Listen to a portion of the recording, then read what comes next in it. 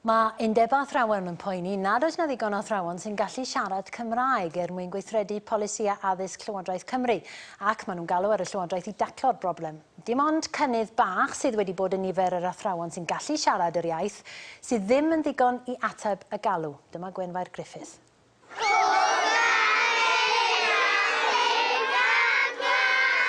Mae canu'n Gymraeg yn rhwyddi'r plant yma yn ysgol Coed Ffranc yn Sgywen, taw ysgol sy'n dysgu drwy'r Saesneg yw hi.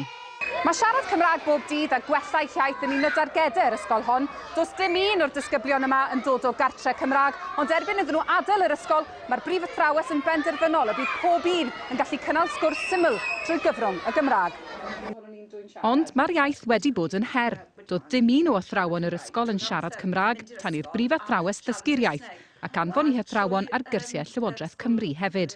Nawr mae'r gwasanaethau yn wneud pob wythnos trwy'r cyfrwng y Gymraeg yn y cyfnod sylfaen arallweddol 2.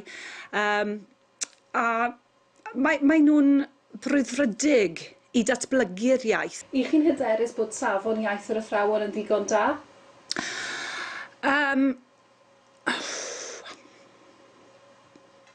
Mae'n well na oedd e, ond yr athrawon sydd wedi bod ar y cwrs sylfaen, bydd eisiau nawr cwrs arall i llanw'r gap. Mae dysgu'r Gymraeg yn rhan allweddol o'r cyfnod sylfaen.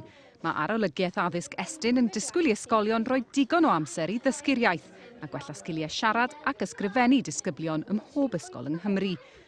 Ond mae yna bryder bod Prinder athrawon sy'n gallu siarad Cymraeg yn golygu bod athrawon sydd ddim yn gallu siarad yr iaith yn ei dysgu hi, ac mae galw ar y Llywodraeth i edrych ar y broblem.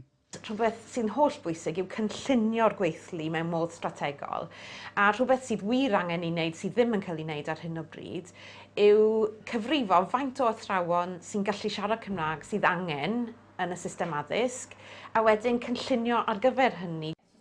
Mae ffigurau diweddara'r Cyngor Dysgu Cyffredinol yn awgrymu nad yw nifer yr athrawon sy'n gallu siarad Cymraeg wedi cynyddu digon i ateb y galw.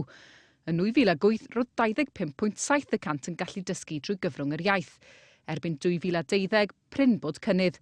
Ond mae nifer yr athrawon sydd ddim yn gallu dysgu drwy'r Gymraeg wedi cynyddu dipyn o 60.2% i 64.3% yn yr un cyfnod. Yn bendant dwi'n credu bydd y llawer o athrawon yn ddigon bodlon dweud bod nhw'n paratoi'r wythnos o flaen cyn y wers at y wers. Nid o ddiffyg y wyllus da, ond wrth gwrs dyn nhw ddim yn siarad Cymraeg a heb gymwysterau yn yr iaith. Roedd e'n beth gwych iawn bod y Gymraeg yn dod yn bwnc gorfodol mewn ysgolion, ond treni mawr nad oedd neb ar y pryd wedi meddwl sut y bydde y Gymraeg yn bwnc llwyddiannus. Mae'r gweinidog addysg Leighton Andrews yn cydnabod fod yna broblem. Doedd e ddim ar gael i wneud cyfweliad heddi, ond mewn datganiad mae'n dweud i fod wedi sefydlu grŵp i adolygu'r gwaith o ddysgu Cymraeg fel ail iaith. Mae disgwyl canlyniadau'r grŵp yna yn yr Hydref.